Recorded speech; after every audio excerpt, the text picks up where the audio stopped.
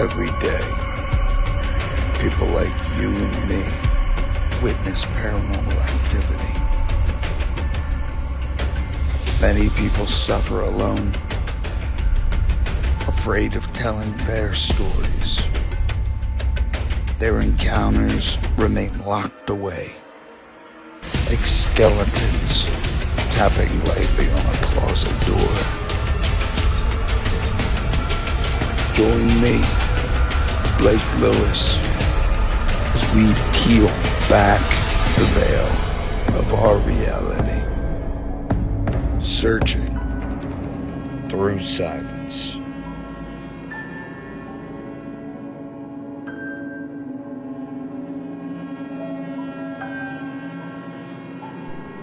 Good evening, children of the night. The dead continue to march onward this week as we dive headfirst into the depths of evil in its purest form, with our latest review of 2013's gore fest of a remake of Sam Raimi's The Evil Dead. This installment, titled simply Evil Dead, was produced by both Sam Raimi and Bruce Campbell. So we know from the gate that it's going to stick to its glorified horrific roots and pay homage to the cult classics. Let's begin with reading a brief summary, shall we?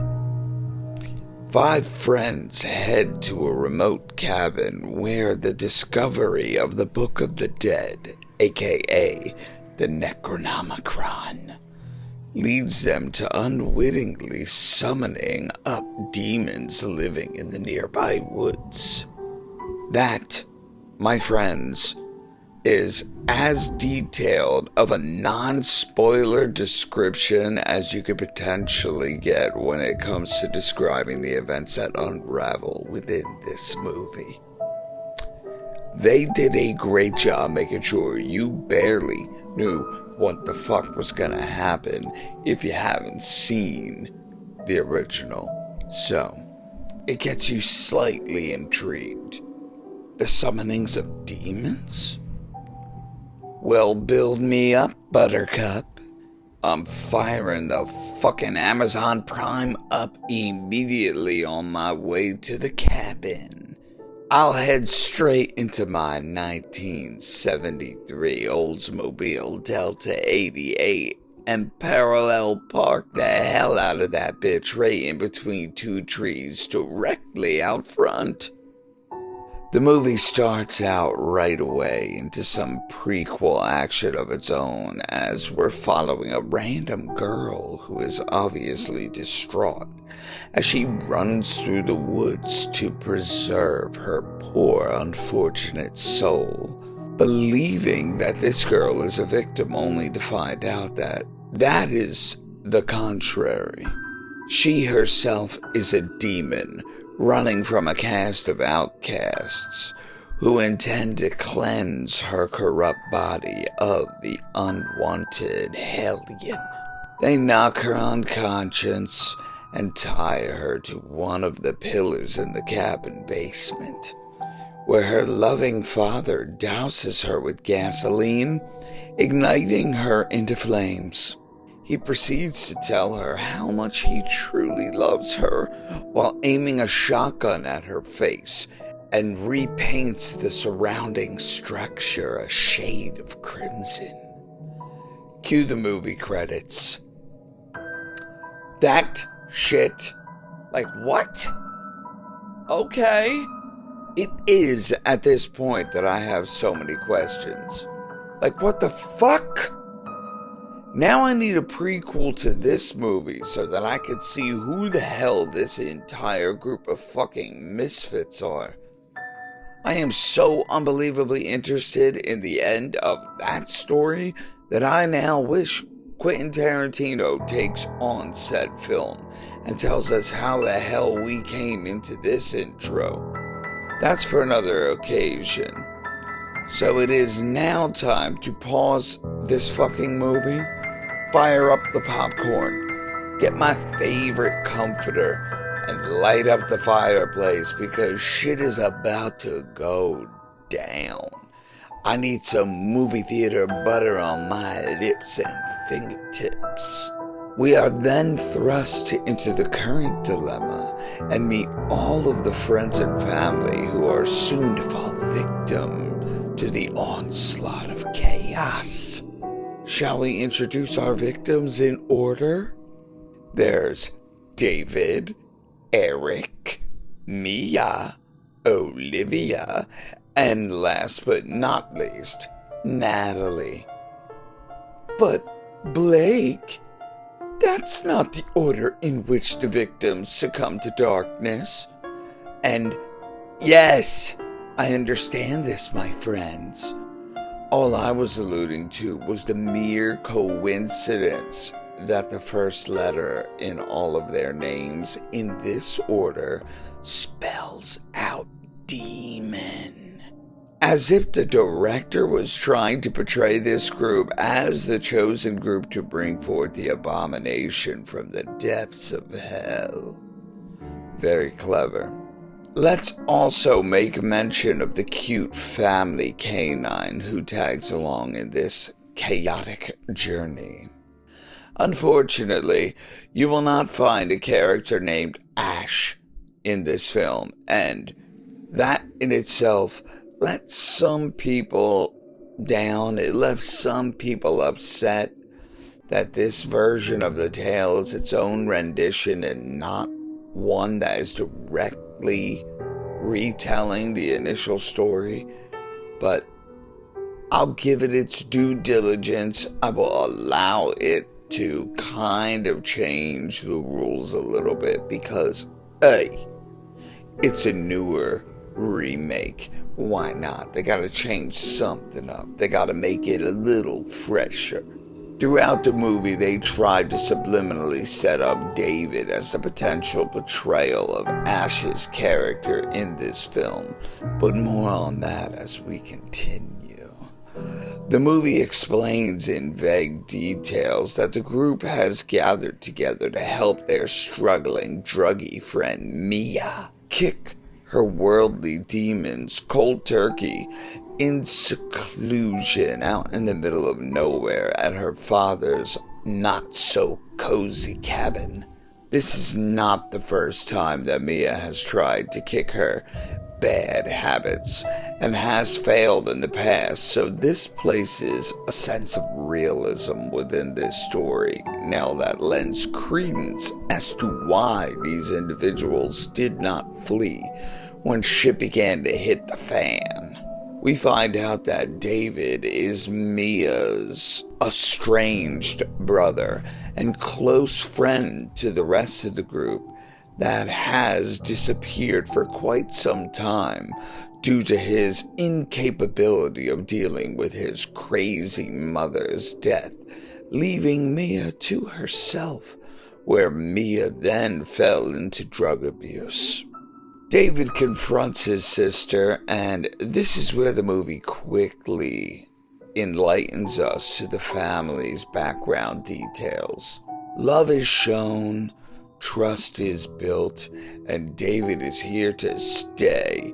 God damn it. He's not going anywhere. He gives her an heirloom, and the plot begins to speed up. Note that in the beginning of this scene, Mia is sitting on the hood of Ash's car from the original Evil Dead films, and I love how Sam Raimi made sure he kept his little Easter egg intact like he does with all of his films, and strategically placed the Delta 88 right in subliminal sight. This car is as famous as any actor Sam Raimi has ever had in any of his films. It has appeared in Spider-Man, Darkman, all the Evil Dead movies. It's in all of the movies that he directs. We pick up in the action of this movie, and not too long after we learn our cast backstories, we are thrust into the first night and Mia's first internal battle against withdrawal. She, of course, is going crazy without her drug crutches, but is constantly complaining about a rotten smell lingering inside of the cabin that apparently no other member can smell. One of the members notices staining on the floor and pulls back the rug, hiding the basement entrance, revealing saturated blood stains in the form of drag marks leading into the cellar. They further investigate and enter the fruit cellar to find rotting animal corpses hanging from the floorboards, and the singed poles support that our initial demonic mistress was tied to in the beginning intro. David questions what the hell went down there, and Eric immediately concludes that it had to have been witchcraft. While investigating further, they also find a strange rectangle-shaped object covered in black plastic wrapper in barbed wire.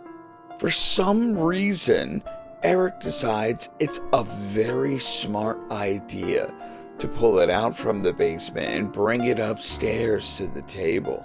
Mia cryptically warns them that they should never have touched that item, and the crazy plot continues to unfold. Mia decides that she would like to go for a walk, and Eric decides he wants to take his curiosity further and brings the item that they retrieved from the cellar into his quarters, where he then, like an asshole, proceeds to cut the barbed strands and bend them back so that he can tear open the plastic, revealing the Necronomicon. And for those of you who are not privy to that name, it is the Book of the Dead. My dude opens the book, and on the first page, it is begging him not to read anything from inside of the book. So like any professional douchebag, he begins to read further. Because why the fuck not? With something like demonic witchcraft, it's gotta be leading to all sorts of goody treats. My man is not stupid. He understood exactly what he was looking at.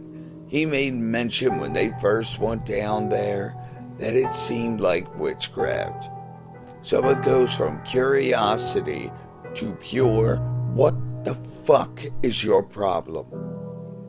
It doesn't even get easy from this point on, because shit is scribbled out so that you can't recite the incantations to raise the entities from hell. But no, this motherfucker has to go out of his way, like he was back in 3rd grade, and put the clean piece of paper on the page and scribble so that it can decode the imprint of the original text, just to make sure he read that shit out loud so that he can fuck all of their lives up.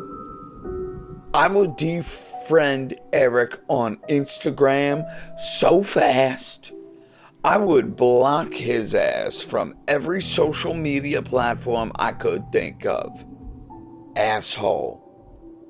Let's continue. When Mia is outside in the rain, walking around in endless circles, she spots the entity that keys in on her. She absolutely freaks out like any sane individual would and storms back into the house, freaking out about how they are going to have to leave because there was someone in the woods.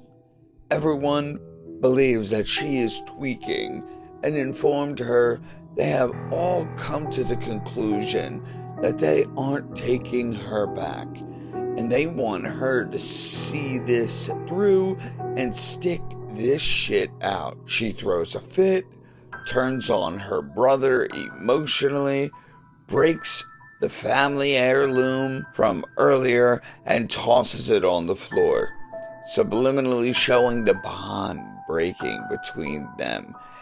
And now you, the viewer, more understands how spiritually fucked this poor girl is at this point.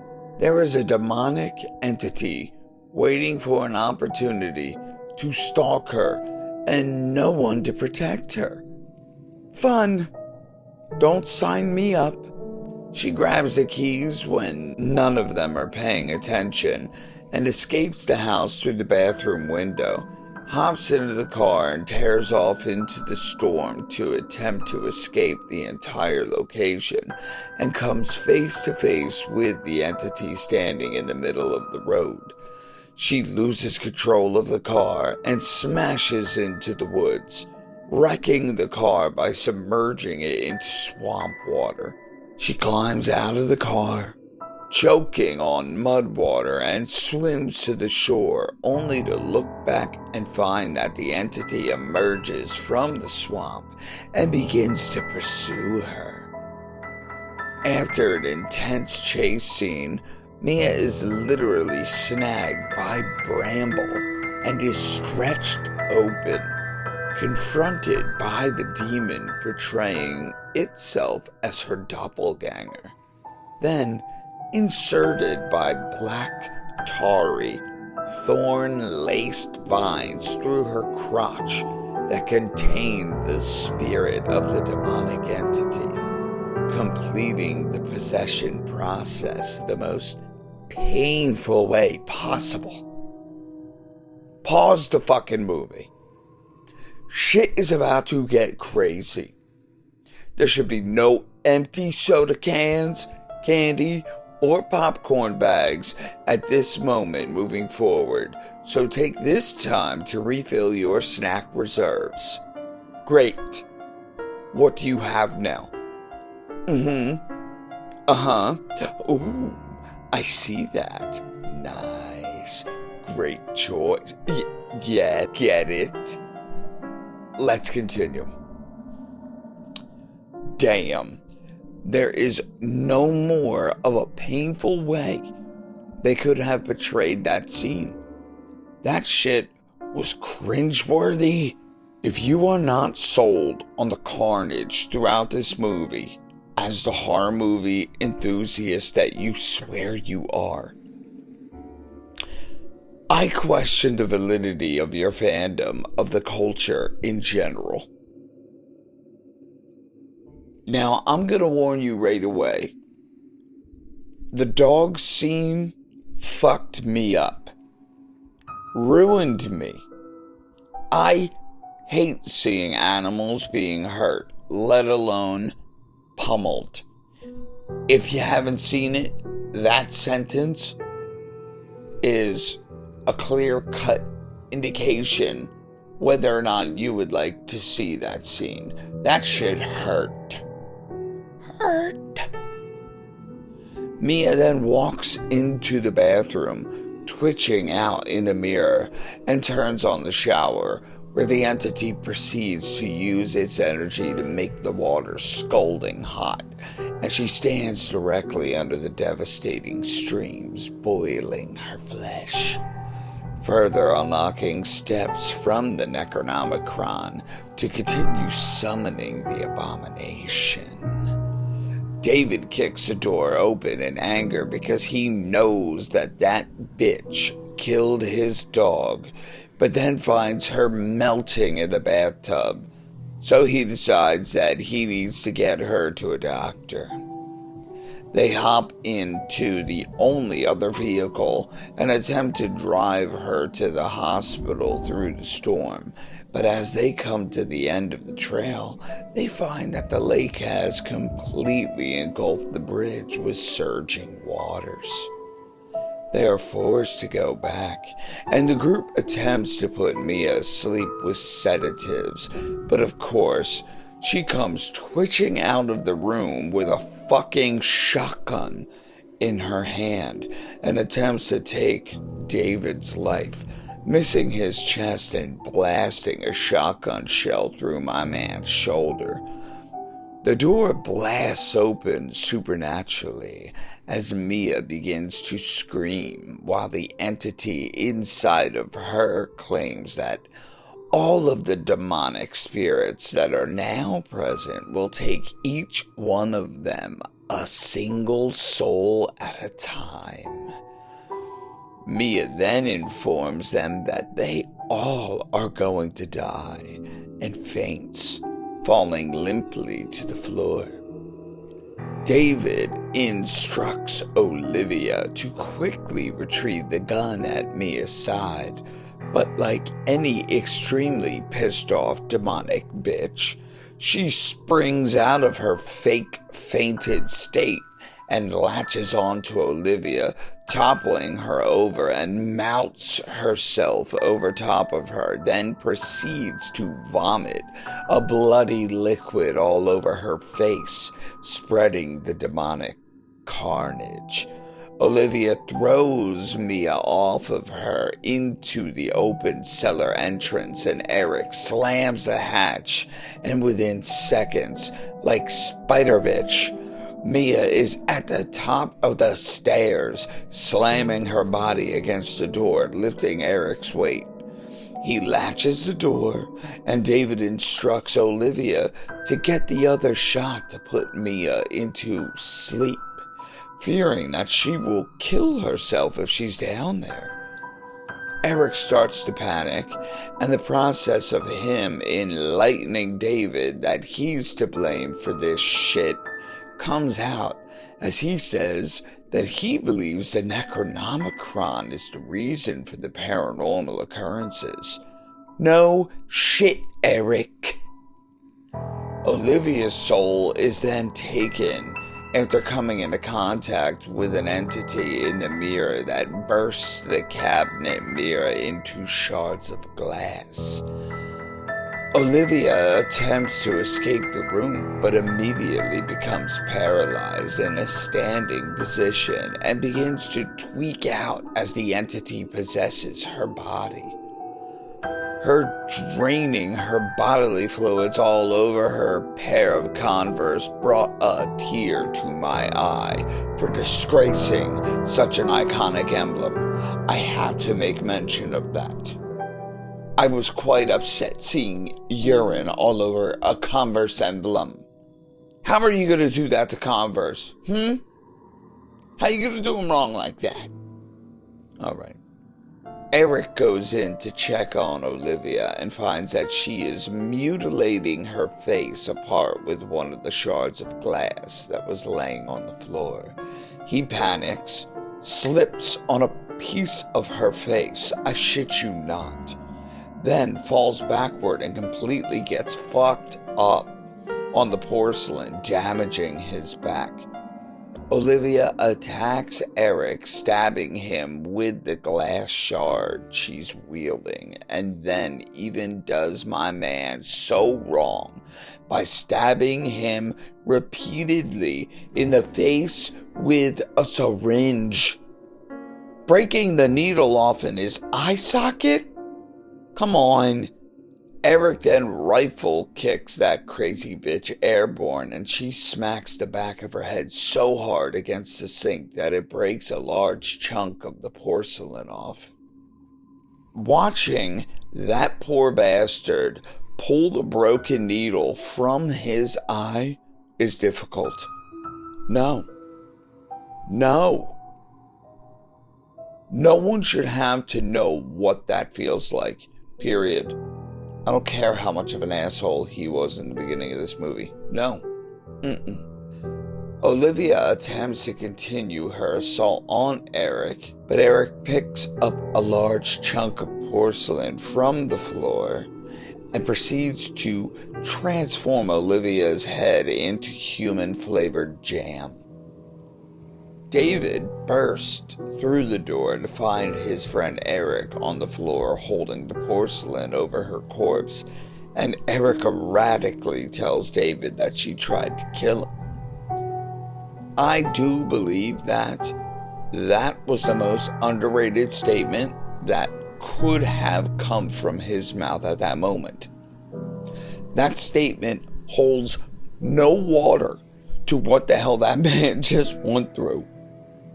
That entire scene was fucking gloriously gory and so difficult to stomach for the first time that you see it. We jump to a scene now where David and his girlfriend are patching Eric up in the tool shed. David instructs Natalie to go back into the cabin and fetch some water and sugar. Eric continues to spill the beans completely to David and admits to reading a passage from the Necronomicon that summoned these demons. While Olivia is in the cabin with Mia, the hatch to the cellar bursts open by unseen hands, and Mia somehow tricks Natalie's dumb ass into going down into the cellar with her, like no one would ever do in the history of shit that no one should ever do. Natalie begins to panic when she realizes she made a fucking mistake coming down there, and she tries to climb up the stairs fast, but breaks through the top step, leaving her hanging through the staircase. She continues to climb out when Mia grabs her by the ankle and drags her into the basement, and the door slams behind them. We are now face to face with a grotesque encounter where Mia bites Natalie's hand, spreading the demon's grasp further, and Natalie uses a razor blade to protect herself that Mia shows she gives no fucks for by any stretch of the imagination, as she proceeds to slowly lick the razor blade, slicing the tip of her tongue in two. To me, that shit was terrible to watch. That had me feeling like I was chewing on a mouthful of dry Captain Crunch cereal and drinking lemonade. Just watching. The pain that would cause. Mia then begins to make out with Natalie's face, filling her mouth with corrupt blood, when suddenly David comes to the rescue and pulls Natalie from the hatch, turns his sister's incest request down, then chain locks that door down like they should have done in the first place. Shit only gets crazier from here on. David ends up meeting back up with Eric, who is attempting to burn the Necronomicon to no avail. Eric begins to show him the pages in the book, telling him that events that have unfolded were basically happening in a linear fashion, exactly like they were depicted on the pages. Eric explains to David that after the ritual is completed, the taker of souls, or the abomination, will rise from the pits of hell. We then are taken back to Natalie at the sink, trying to tend to her wounds from Mia's bite marks. And it is pretty safe to say that the demonic encounters are happening to these individuals after part of the DNA from these possessed members is passed on to the next victims. There has to be some sort of an exchange of bodily fluid, or one must die to be taken. Natalie's bite wound begins to fester as we cut back to Eric informing David that he believes they need to kill Mia to cleanse her spirit. David obviously is taken back by the thought of murdering his sister and wants to go about handling things a different way. The film jumps back to Natalie while the plagued blood begins to take over her entire arm. Mia tricks her into believing that she needs to cut her arm off to stop the spread of the infection by pleading with her not to cut her arm off, but it is quite obvious that she is just fucking with my girl's mind to try to persuade her into sawing through her arm with an electric carving knife. And that shit is gruesome. All of her blood saturating through the electronics short ends the circuitry in the house, blowing a circuit breaker and causing a power outage. After she lops her arm off, Mia starts cackling up a storm down in the basement because she knows she just mind-fucked the shit out of that girl into causing herself extra pain when she was taken from then on anyway. The movie now cuts to a scene where Eric is flipping through the pages of the Necronomicon and telling David how they have to purify Mia by one of the means that is written, and David, again, shows signs of his incapability of taking his sister's life due to the fact that he witnessed his mother go crazy and swore that nothing would ever happen to his sister, and this is where Eric's character is portrayed the best. The acting here is on a different level, and Eric's character seems so believable. This is some of the better acting that I have seen out of a horror movie from any actor in quite a while, and I love the amount of realism that this performance has within Eric's character during this scene. Great job. Stellar acting, in my personal opinion. Suddenly, from behind him, there arose such a clatter, for Natalie has a nail gun. And it's Eric's soul she's after.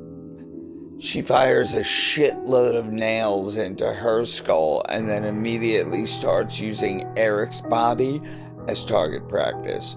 This poor dude has taken more damage than anyone else in the entire movie, but rightfully so.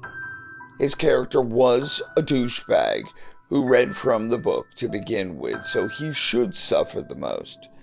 David takes some shots in the leg and dodges out of the way, so Natalie then turns her attention back on Eric, rifling a couple of more nails into his direction.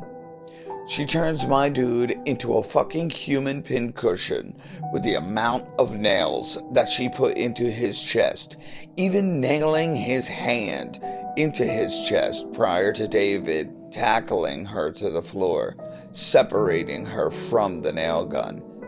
God damn! This movie is insane. This is by far one of the most intense, gruesome horror movie titles I have seen in a long time. And I can't believe that this remake is this fucking good. Both of the guys then begin to tend to their situations by removing nails from their injuries, but then David notices that Natalie has walked the fuck off. Eric points at the shotgun that is leaning up against the wall and instructs David to grab that shit before she does, and as David is crawling toward the shotgun, he glances into the TV screen and we see the reflection of his one-armed ex-girlfriend speed-walking her Silent Hill-looking ass directly toward him. He turns around to find her wielding a crowbar that she lifts into the air and begins to beat him relentlessly, with the camera frantically swaying all over the place. This entire sequence was shot so well. I am so unbelievably impressed with this movie. Eric attempts to save David after he picks up the nail gun and fires some shots into Natalie, turning her attention toward him. She begins to shuffle her ass over to Eric while he's firing nails into her until the nail gun goes empty, and Natalie then splits his fucking hand in half with the crowbar when he's trying to shield his face. She continues to pummel the hell out of him and lifts her right arm so high into the air to deliver a deadly strike on Eric's head, when David then pops off a double-barrel shotgun round straight into her forearm, cleaving that shit from her body. What the My heart can't take this. So much chaos. And in Natalie's final moments, the demon leaves her. Understanding that her soul was about to leave her body, it allows her to feel all the pain as she stumbles over to David, collapsing into his lap as she leaves this world. Meanwhile, Eric is pinned up against the wall, cackling his ass off in agony. David drags Eric outside and tells Eric that he is going to do what he has to do and cleanse Mia's soul by purifying her with fire, where we then see him walking through the cabin, dousing everything in gasoline before pulling out his Zippo and igniting it to set the house ablaze. Right as he is about to let the Zippo go, his sister begins to sing the lullaby that his mother used to sing.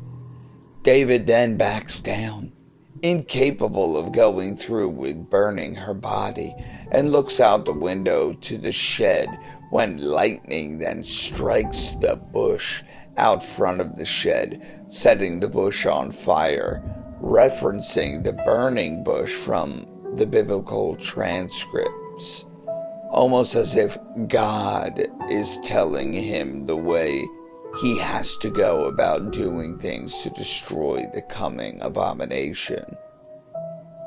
This is when we get the nice cutscenes that show David building a makeshift fibrillator and flash scenes alluding to the introduction of the chainsaw.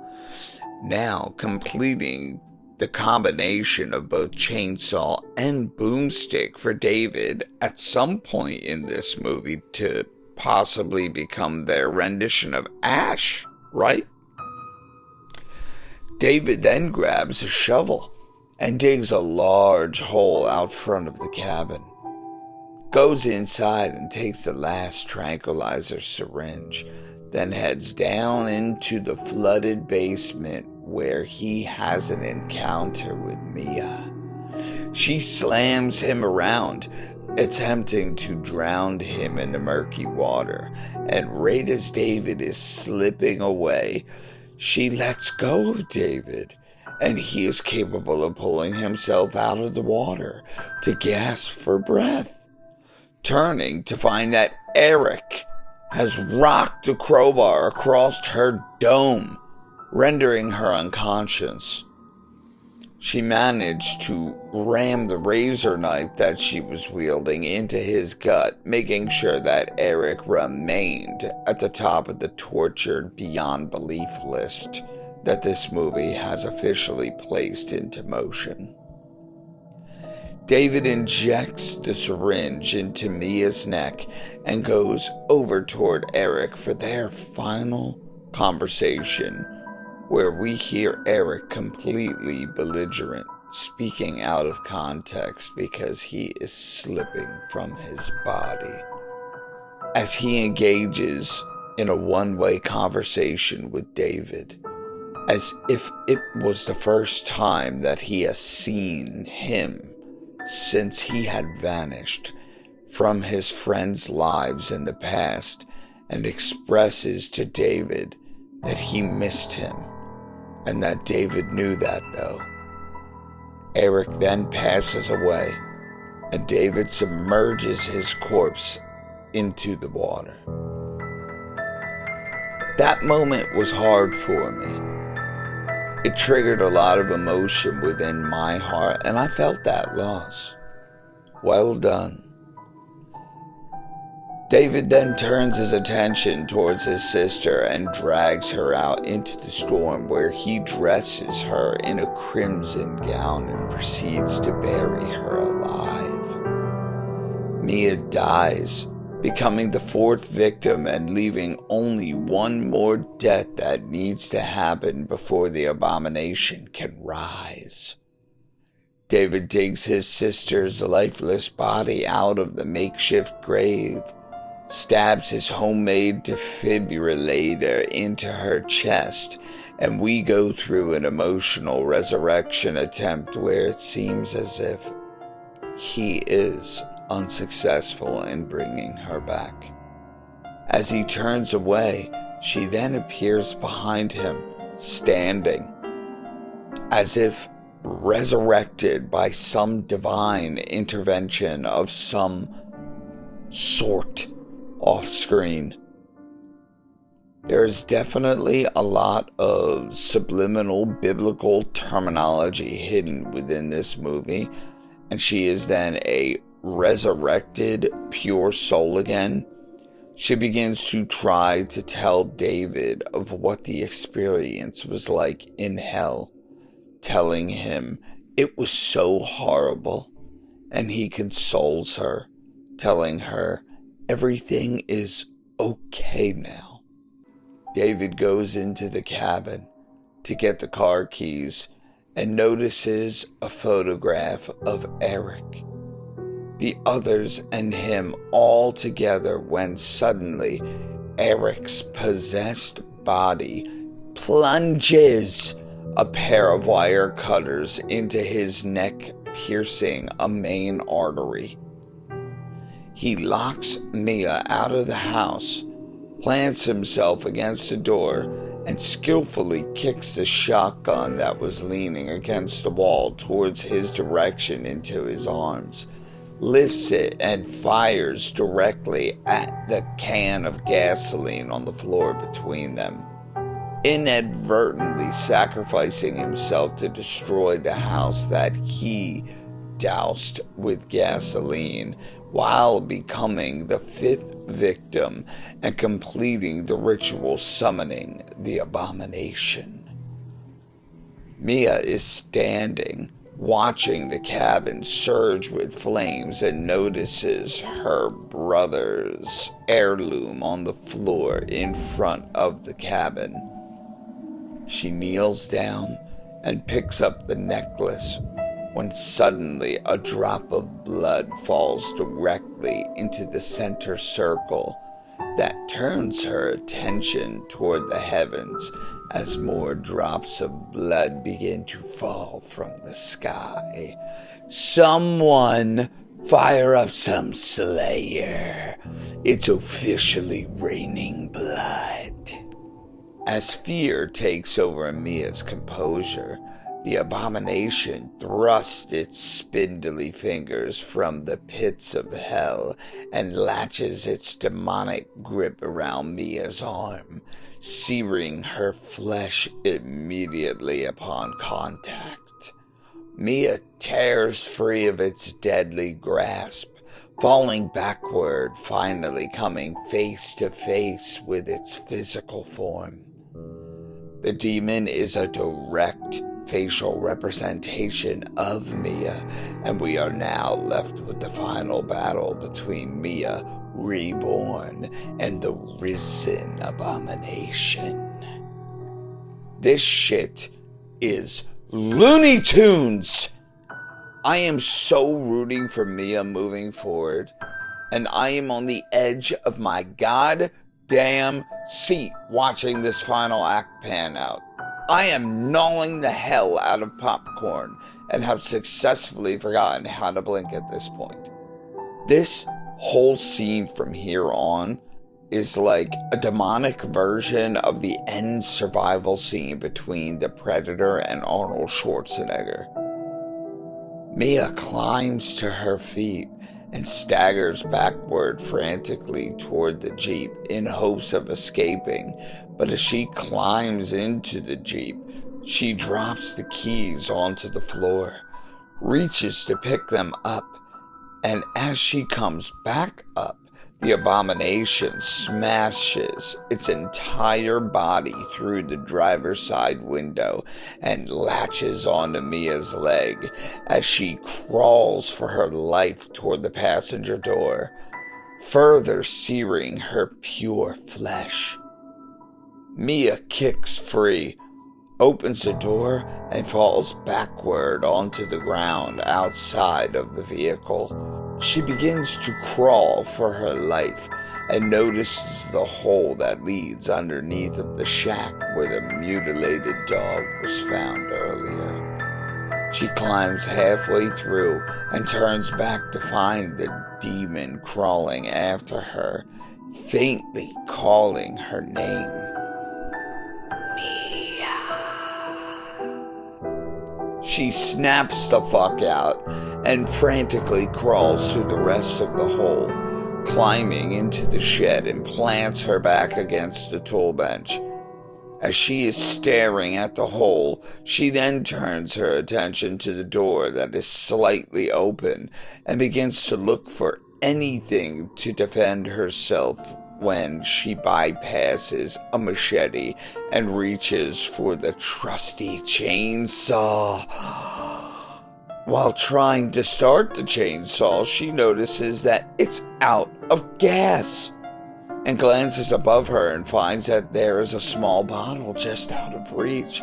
So she slams her shoulder against the bench, causing the bottle to flip into her lap.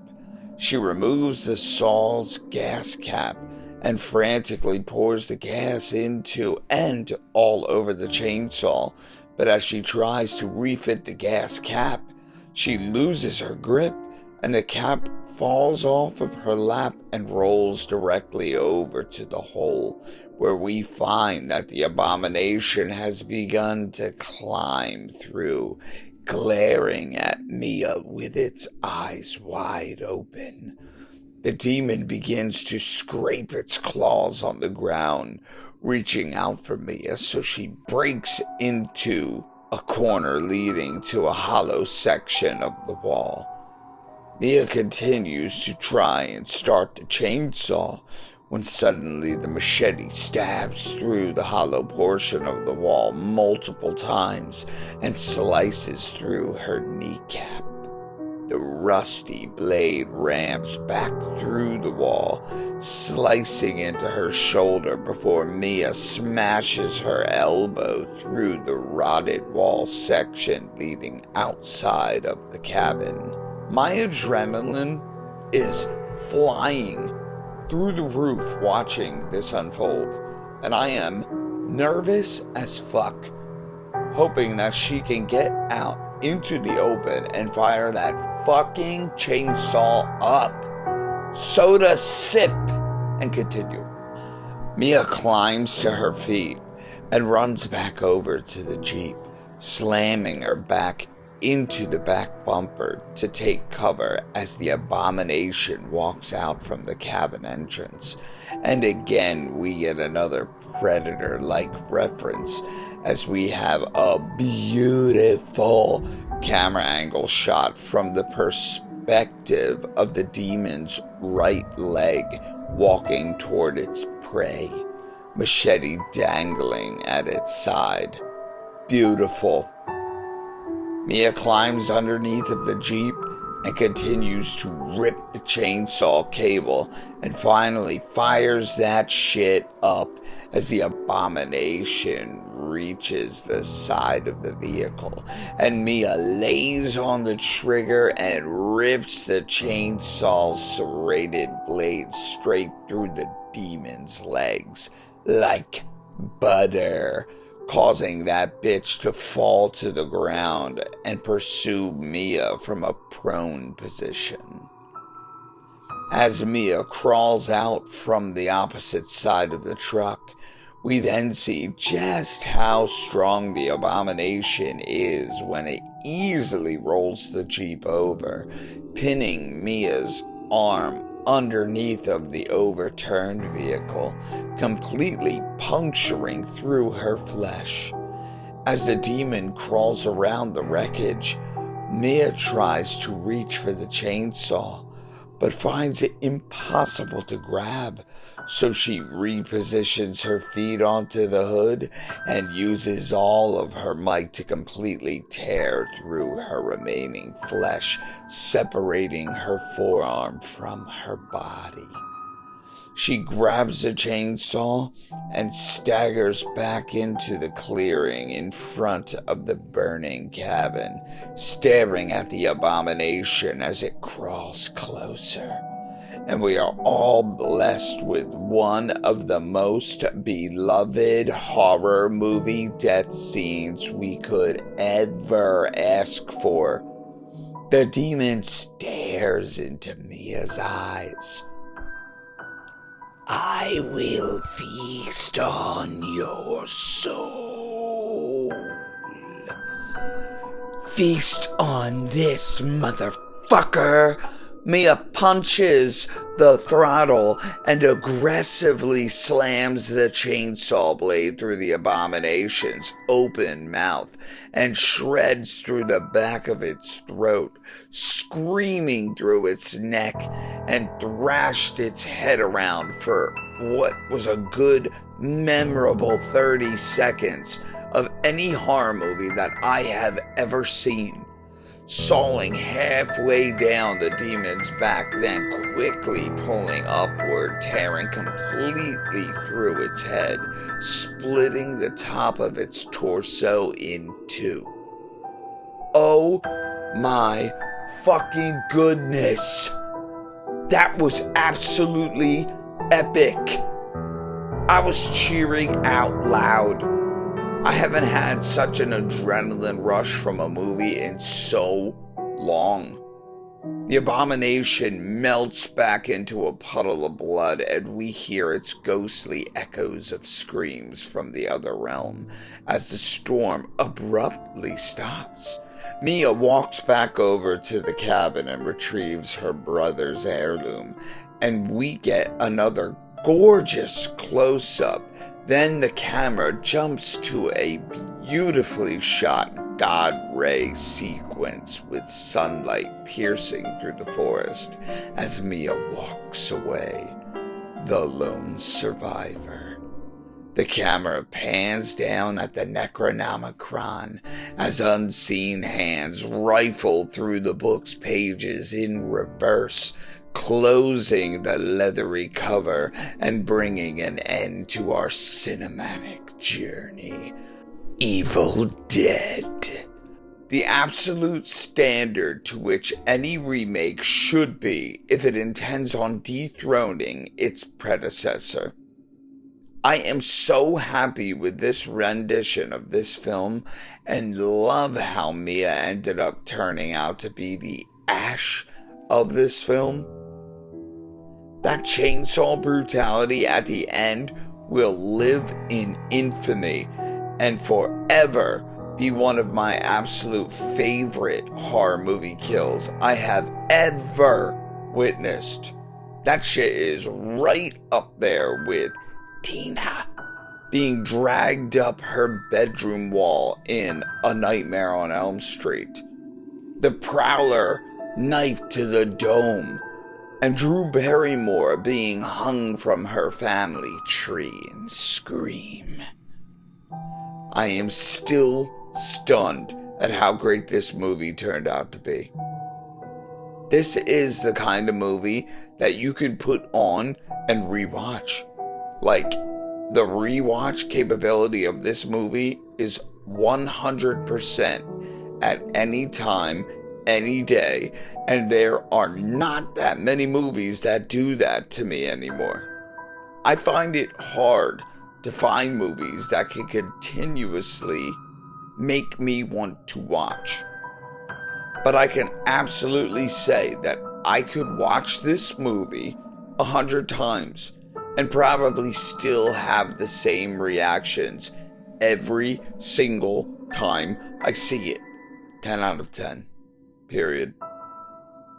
Yep. Minimum CGI and gore galore. Sign me up. I have been having these voting polls for about a month now, and I have noticed that I have pitted Texas Chainsaw Massacre Remake against all comers, and Leatherface has lost to all comers. I have pitted Leatherface against Freddy, Ghostface, and the Evil Dead to no avail. Will Leatherface ever get his chance to fire up his gory blade of glory? We will have to find out. So keep your eyes peeled for the next opponent as I begin to ponder who I put him up against this coming week. Remember that all of your votes determine exactly who I base my next webisode on, and you, the listener, are 100% in control of this show's fate. Until then, I urge you to stay safe, sleep well, and keep your wits about you.